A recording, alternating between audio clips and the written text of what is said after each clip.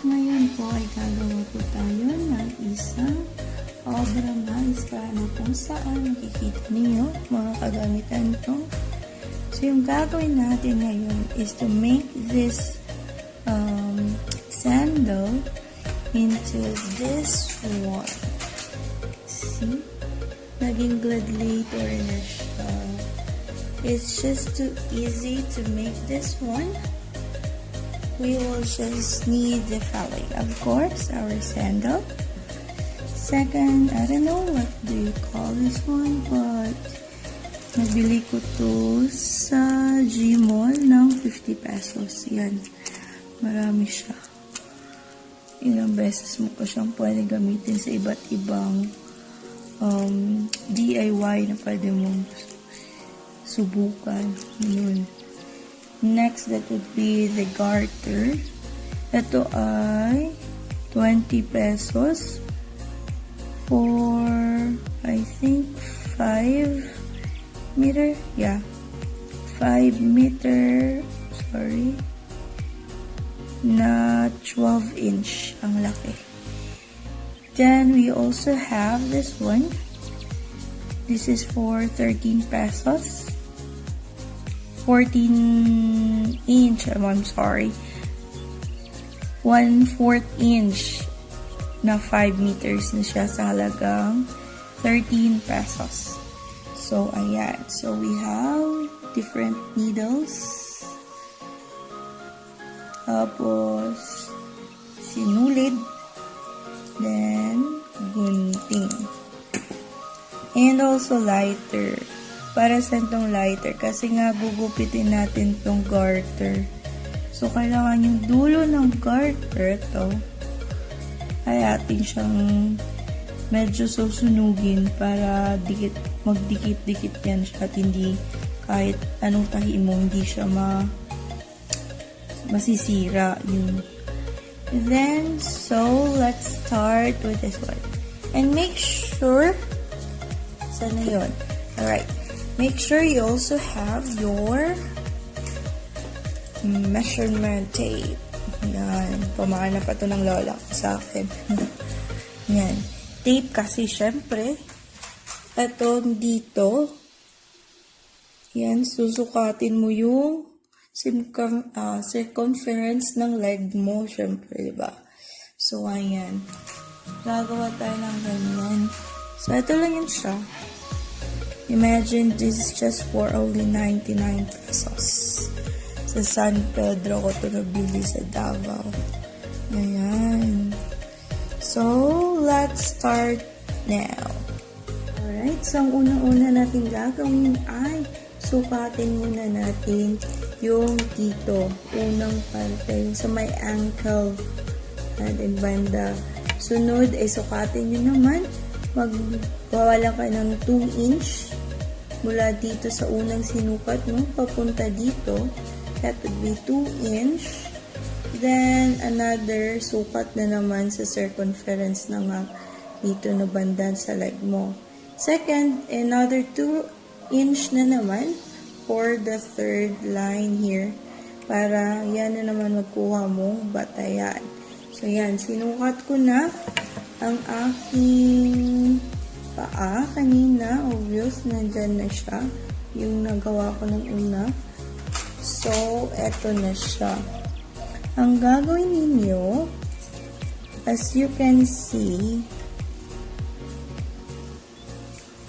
yung garter ng dulo ng garter, yan. Kung makikita nyo ba? Medyo siya, yan, may punit-punit na something, ganyan. So, yung gagawin mo yun, you just get a lighter, lighter up, yan, para dumikit siya. Yan. So, yan, pag dumikit na yan siya sa isa't isa, rubber yan, diba? So, matutunaw siya at titigas yung dulo niya. So, kahit anong gawin mong tahi dyan, basta matigas na yung dulo niya, hindi na yan siya malalagas o hindi na siya madaling masira. Alright. So, second step is that Ang una mong gagamitin dun sa ankle mo, yung first mong sinukat, ay ito, yung pinakauna. Sorry, hindi pala siya 12 inches, half inch ang lapad niya. Ang lapad ng garter na ito. Ito. Ganito siya kalapad. So, ito yung gagamitin natin, yung 12 or half, bakit pa 12 na 12 ako? Half inch na lapad na garter. Siya yung first nating gagamitin. So, I already cut mine. So, gagawin natin. Kasi ito nabili ko na sandals, meron siyang ito, butas. Actually, meron yun siya dyang strip. So, tinanggal ko lang siya. Para mayroon tayong space. Ayan, nakikita yung space. Na kung saan pwede nating ipasok ang garter. Ayan. At yung sa harapan din, look. Ayan. Kung meron mo kayo mga old na sandal, pwede nyo naman siyang gamitin. Or yun ang i-renovate ninyo. Ako, etong natripan ko lang siya. Actually, addict ako sa gladiator. Kaso, yun na nga, malaki yung ating paa.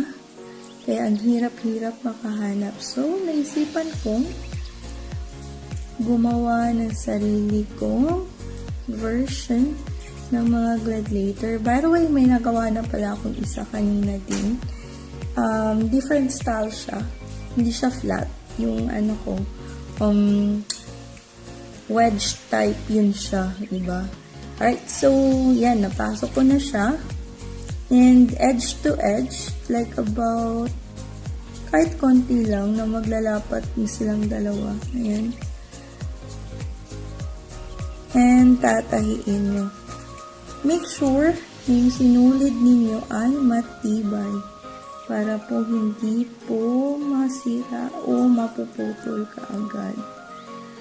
So, what we're going to do is like, tahiin lang natin siya ng bonggang-bongga and make sure that you will secure everything na hindi talaga siyang maglulusen. Baka naglalakad tayo dyan, bigla na lang yan. Wala na. Vlogs na, natsaka na. So, make sure that everything is tightened. Ayan, bilisan lang natin ng konti. Yung pagtatahi. Pero siguraduhin mabuti na natahin natin talaga siya. And make sure na hindi kayo masusugatan gaya ng pag-iwan niyo sa'yo. Charot. Ayan. So, let's just put it here. Tapusin natin yung first. Madali lang naman siya kasi assemble na lang siya. As long as you already had cut out all the garter na needed ninyo, pwedeng 3, 4 o hanggang sa knee, pwede ninyong gawin yan. Kung ano. Eto, gamitin natin yung scissor.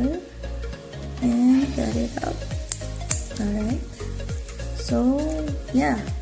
We're done with the first part. Ayan. Then, let's proceed to the second part. So, nakagupit na rin ako nito. Yan. So, ito yung second lane ko. Ang una mong gagawin is like the same as the first one. Tatahiin mo siya. Nawawala na naman. Ano yun? Ito. Ayan. Tatahiin mo siya ulit. Ng bonggang-bongga. Na secure talaga. So, gagawin mo lang siya parang ring. Ayan. Actually, kasi hindi talaga ako marunong magtahi. O tumahi ng ano-ano pa man siya. But then, Pag gusto mong gawin ang isang bagay, maghahanap at maghahanap ka ng paraan para matutunan ito. Ayan. So, I'm almost done with my second one. Make sure that you will secure everything here. Alright. Ayan. So, hindi ko siya puputulin muna. As you can see, guys. Hindi ko muna siya puputulin kasi dito na natin ilalagay yung ating flower.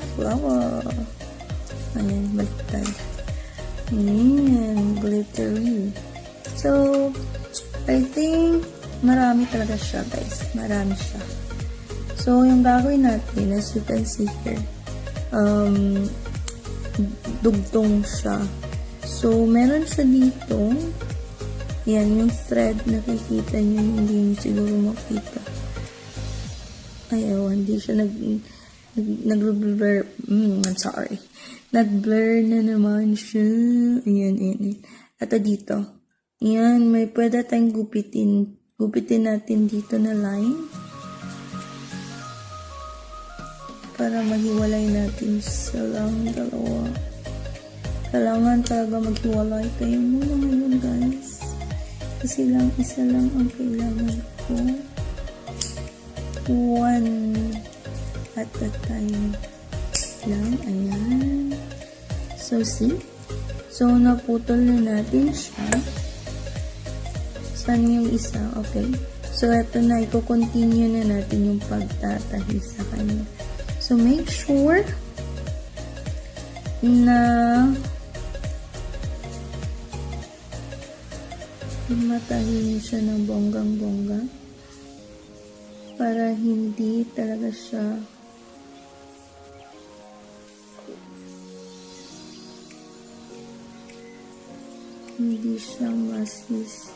masisira o malalaglag kahit ano pang galaw mo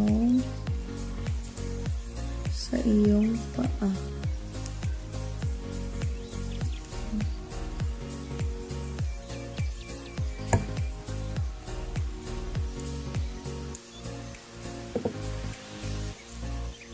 Ilalak lang natin siya.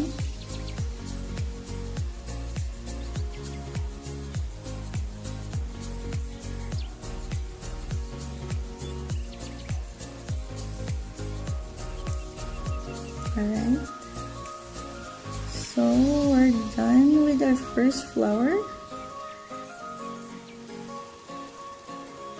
Okay, we're done with the first flower. And pwede siya gawing bracelet din, guys. Look. Alright. So, I'm done with the first one. And naubusan na tayo sinulid. So, make sure din pala sa sinulid, hindi lang single, kundi double. Charot. Hindi lang pala yung may pang pag-ibig. Pati din pala sa sinulid, kailangan pares para maging matibay. Ayan. Mahugot na tayo dito, no? Alright. So, yan. Make sure na siya, yung thread niya hindi yung madali maputol. Yan, sandali lang, guys. Hindi ko siya mapasok.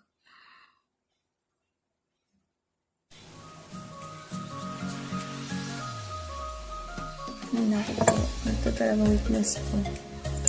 Ang maglagay ng sinulid sa karayom.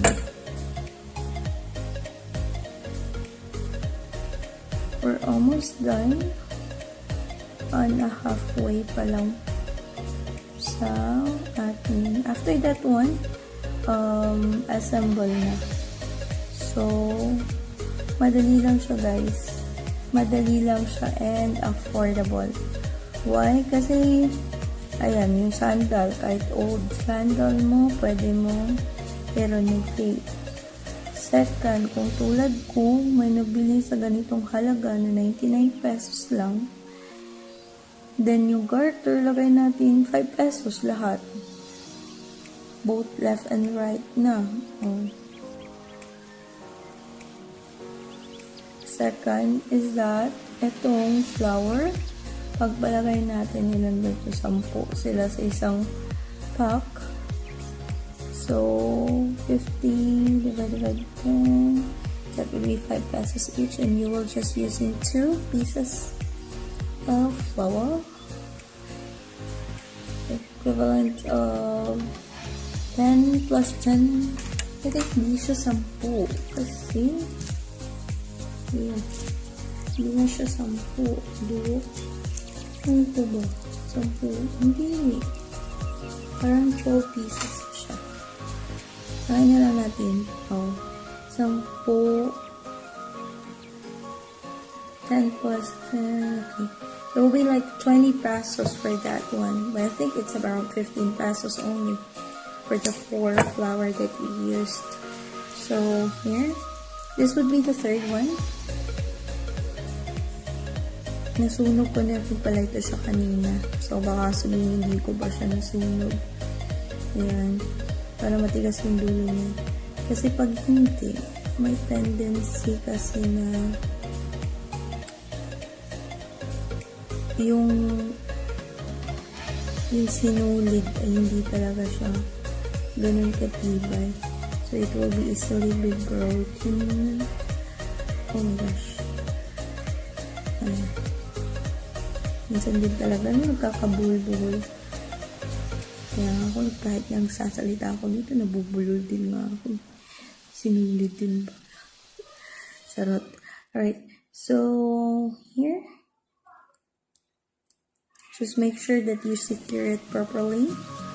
And then, mas maganda guys kung ginagawa mo to siya. Tapos, after mo na malagay o magawa yung ring ng pangatlo is isukat mo muna siya. Kasi dyan natin malalaman kung saan malalagay itong flower na to para at least mag-match-match siya. So, let's just try this one. And I'll be back, okay? Alright, so akin na siyang inassemble. Ayan, sinuot ko lang siya muna to check kung tama ba ang pagkakalagay ng bulaklak. Yes, so as you can see, wala pa yung siya dyan. By the way, kung wala pala kayo yung first part yung ito. Yung about sa butas na yan. Kung wala kayo, you just need another string of garter na isusukat nyo from here sa likuran niya o dito. Kasi sometimes may rubber or tulad nito, it's like a rubber. So, matatahi nyo siya. So, lalagyan nyo lang siya ng garter papunta dito sa taas. So, ito, sinukat ko na siya kanina. It's about 6 inches. So, let's just cut it. I already cut some. Yan.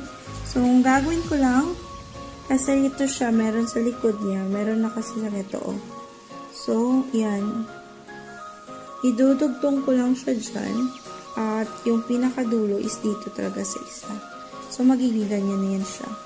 If you don't have, yun sabi ko, yung butas na, ayan, na pwede malagyan ng garter, you can make all of this circle or ring, and then, pagkatapos, yung strip or gugupit ka ng isang 6 to 8, depende sa haba ng ring, o depende sa anong strip ninyo na haba. Yan yung mangyayari. Ganyan. So, yung dito, make sure ganyan sa ilalim na nakatahi. And up to the last one. So, nakatahihan siya. Pero pailalim yan siya, guys, ha. Merong iba gumagamit lamang ng glue gun. Ginagawa nila ito pag maglagay na sila nito. But, glue gun kasi, yes, pwede nyo siyang magamit, but hindi siya kung long term. there's a tendency na masisira o matatanggal yung glue gun. So, yan yung mangyayari sa kanya. Ganun. So, tatahiin na natin siya. So, we can also now remove this 3 ring na ginawa na natin na first 3 step natin. And after that, tatahiin na natin siya dito mula sa likod. Ayan. Ayan, ito siya. At dito sa harapan, para tong hollow, ito siya, ay may darker na rin yan siya dyan. Alright, so let's begin for the third and last step. Alright, so inubad ko na siya. And then, let's start it here. So, ayan, kasi ito sa akin, diba lang ito, may butas siya dito. Then, ito pa, may extra, ano pa siya dito. Yan. So, ang gagawin ko lang dyan, idudugtong ko lang siya dito. Ganyan. So, para ganun na siya. Then, pag wala itong ganito, sabi ko nga kanina, pwede directly na dito sa pinaka, ano ba yung pinaka dulo or pinaka pwede mong matahian na itong strip na to. Ayan. So, here, tatahi na natin siya. By the way, yung technique pala nito is that, diba, tatlo yun sa akin. So, ayan. So, pag matapos ako dito, sa base niya, iuunahin ko yung nasa dulo o yung pangatlo natin na rin. Kasi mas madali ko na lang siya ma-assemble o masusukat yung space between sa second flower natin o yung second ring natin. Okay. So, medyo matigas siya konti guys kasi na rubber ito. Meron din namang technique dito. Pwede niyo rin initin yung dulo ng needle using the lighter kung matalagang matigas yung rubber niya. Meron din naman doon may nakita din ako, marami dito sa Davao yung dalawa 180 na klase na sandal. Soft siya, para siyang leather something na parang marikin na yung dating. So, yun. Marami din siyang design na like ganito, I guess. Kaso lang walang magkasya ng ganun kasi maliliit yung mga sizes. Eh, yung pa ako, kita nyo naman siguro guys. Laki-laki din naman. So, size 39. Depende sa klase ng sandal. Minsan din pag shoes 40. Yan. So, kaya ko siya naisipan na ganito. As you can see, na rin during the photo or during sa pag-explain ko kanina, medyo talaga may kalakihan yung ating alam na, paa. So, mahirap talaga maghanap. I already try, pero ako din naman kasi mahal din masyado. Minsan, umabot ng 1,000 din ang gladiator. Diyos ko po. Ano na yan? Ilan na yan? 2 araw na trabaho. Almost 1.5 hour. 1 day and half. Ng ilang oras, mga 10 oras na duty na yun. Kabili ka ng gladiator. Pwede naman palang gawin yun. So, meron ako nakita noon. Sa YouTube din yun siya. I forgot the link. But, gamit nila is glue gun. So, trinay ko siya noon. But, hindi po ganun kapulido yung glue gun kasi guys. There's an instance na lalo na pag nabasa na siya. May tendency talaga na wala na. Hindi na si kakapit sa dashi. Bibitaw din siya. Pero sa to, rain or shine, hindi siya maglulusan. So, na yung first. Hold on, diba? Nakalimutan ko na.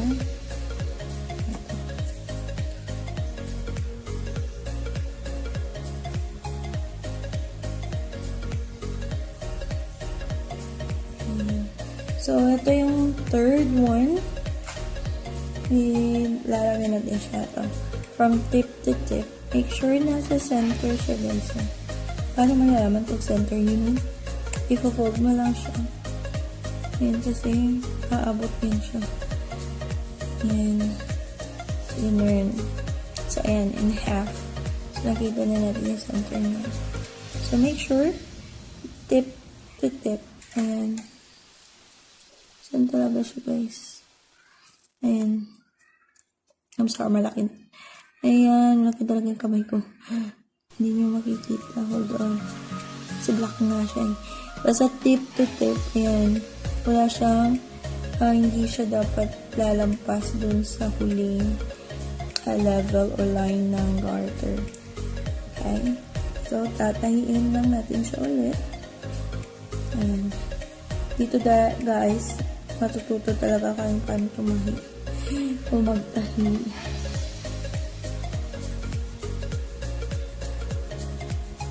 Aray. Ayan na. And make sure, tulad ng sabi ko kanina, siguraduhin na hindi siya makakawala sa pagkakatali nito. Charot. Yung pagkakatahi mo. Kasi nga, nakakayanin naman mga brush mo. Habang naglalakad ka, unti-unti siyang napuputol. Oh my God. Alright. So, ayan. I'm almost done here. Ilalak ko lang siya. And then, let's put the other one.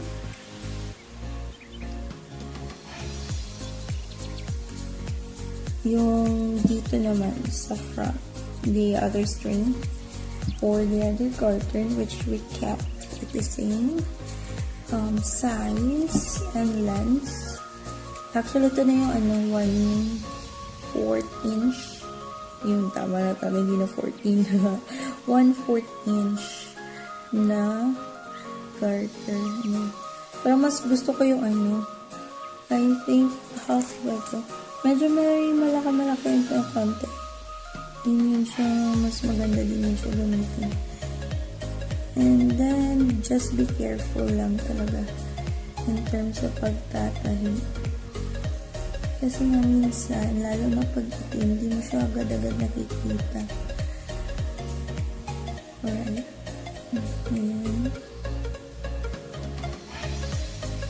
So, make it sure kasi siya yung parang base natin.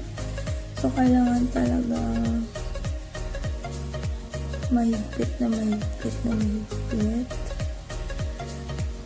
At make sure na hindi siya maglulusen ka agad. Kasi wala na. Pag maglusen yan siya, wala na. Wala nang view. Pangit na tingnan. Alright, so ayan na naman isi-thread ko. Ayun. Hindi kasi matigas din siya hilahin. Sana yun.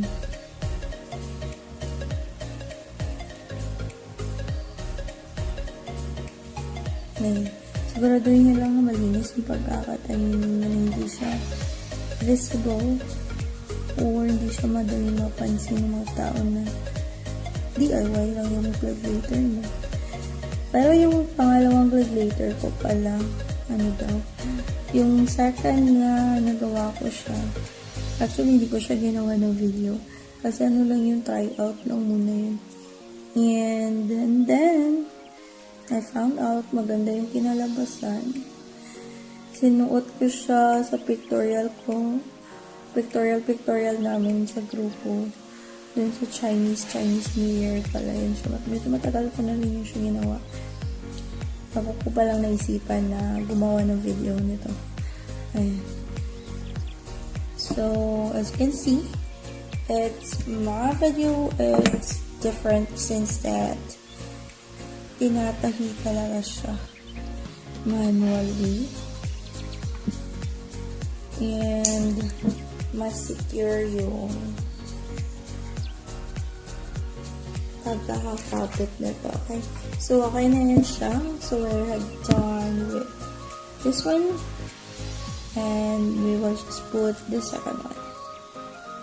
By the way, kaya nga po muna natin siya ilalagay yung pangalawa bago natin ilalagay dun sa second thing. Hold on. Yeah. So, ganun din. Hatiin natin siya to make sure that it's even. Ayan. Ano ba siya? Okay. So, titingnan nyo lang kung pareho yung length niya saan at saka dyan. So, hindi. Ayan. So, ayan. You see? Okay. So, make sure lang na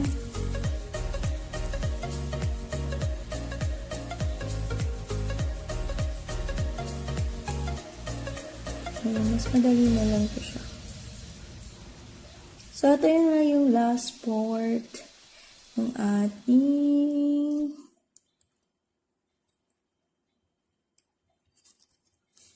yan, lapit na natin siya matapos guys. And you will just spend about, pag meron na naman kayo mga gamit, magagamitin din naman siya. So, more than about, more or less, 150 na to. Kasi 99 pesos lang yung bili ko sa sandal. So, you will just put about 15 pesos para sa flower. Hindi pa nga aabot ng 150. Kasi ilagay mo lang 5 piso lang yung garter. See? So, cost ng gladiator is about, pag ganito nyo siya kahaba, it's about 450 to 500. Depends on how or what type of gladiator are you want to do. You're wanting hindi yung tawag yun, yung trip mo na design niya. Okay. So hindi ko mahaba masyado yung sa likod. Short. Alright. Tatapusin na natin to and let's just see. Okay. So, tatapusin na natin to guys. So, let's do it. So, ayan na siya guys. Tapos na natin gawin ang ating floral gladiator. That's for summer. Yeah. So, yun na. Ang ganda na siya, diba? From old to new. Tapos maganda din kapag gabi kasi tingnan nyo naman. Tama-tamaan siya ng ilaw. Kumikinang-kinang tayo dyan. Actually, you can put something like this same flower sa kanya dyan. But, I choose na ganito na lang siya. Para hindi masyadong OA na. Pwede natin siya malakad-lakad. Kahit saan. And, this is the first gladiator that I've done. Magpo-post na lang picture niya kasi mahirap din ito siya suotin. Although, may zipper pero basta hindi nagwo-work ang zipper sa akin. Kasi nga, pag i-zipper ko siya, bumubuka dito. So, I think that I need to close that one and manually pwede ko siyang papasok yung pa ako. But magpo-post ako ng picture niya. And on this end also, pwede rin yung dito natin sa likod natin is zipper yung gagamitin natin. Nakatulad nito. Yung, yan. Zipper. So, ito siya, edge to edge. That's for, edge to edge. Yan. Diyan ko nilalagay siya. Yan. Crisscross din ito siya. Actually, crisscross na yung sandal niya. Ganito na siya. But then, gusto ko maging okay. At matry lang naman. So, ayan. Bumili lamang ako ng garter and a zipper. Ayan na siya. Magpo-post ako ng picture niya. So, that's all for the end of our show right now. Thank you so much for watching, guys. Like and subscribe. Thank you so much. Have a great day. Bye.